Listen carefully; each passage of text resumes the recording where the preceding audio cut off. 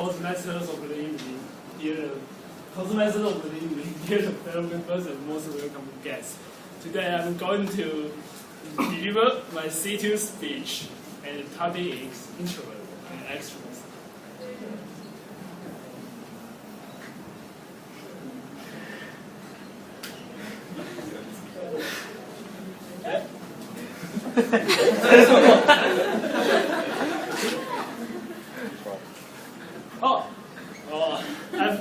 I have been wondering what kind of person I want to be after I entered here at UST. But this is not about what kind of job I hope I can get after I graduate from here. Instead, it's all about my mind, my hope, and my attitude. To be honest, there was once a time I recognized myself as a quiet and even a little shy person. And sometimes I even regard me as a man that is afraid of socializing or social judgment.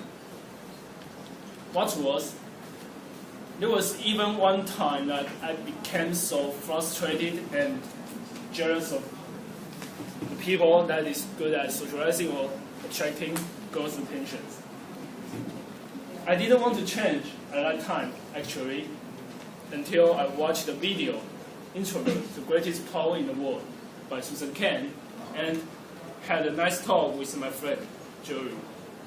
Now I'm going to tell you a little bit about the content of the video, telling you about introversion.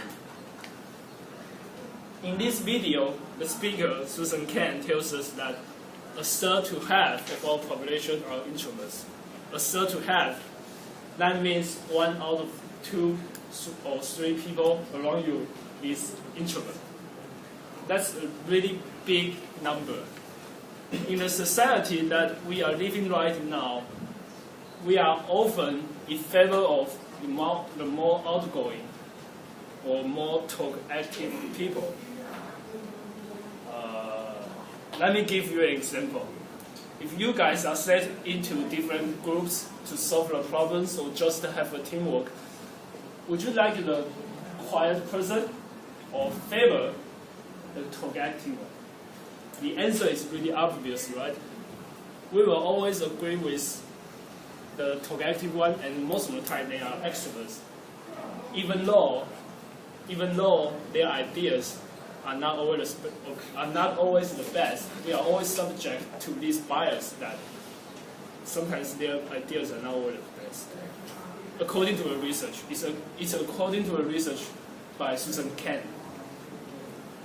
In her research, she shows that introverts in some cases are actually much more knowledgeable than extroverts.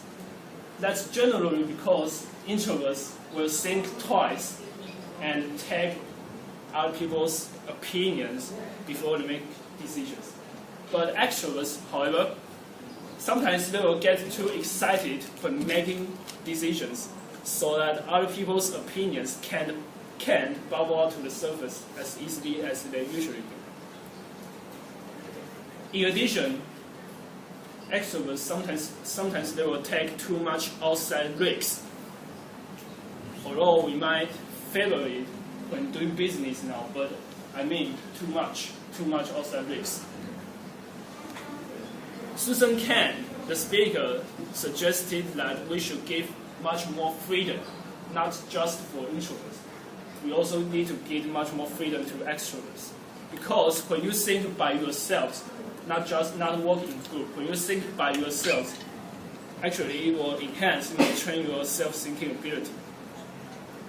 Now, I'm not saying that we should just stay by ourselves and go into the woods and never talk to each other again. I'm saying that we should try to find the solutions and find solutions to the problems before we walk in group again. Contemplating is not just good for introverts, it's good for extroverts too. When you are thinking by yourself, it will train your self-thinking ability. You need to know, but remember, you need to know when you find the solutions or get the ideas, you should go back to the society to work in group again.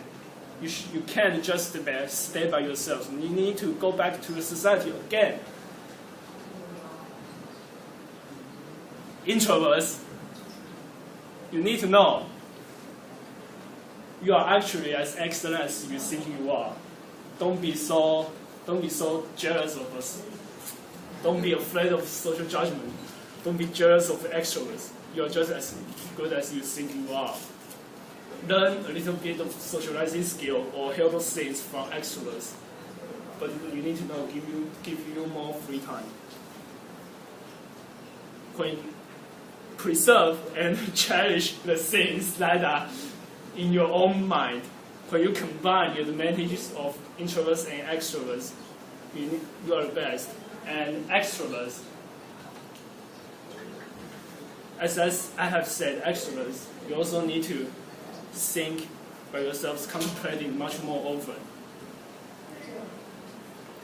All of these kind of people should know that the world needs you.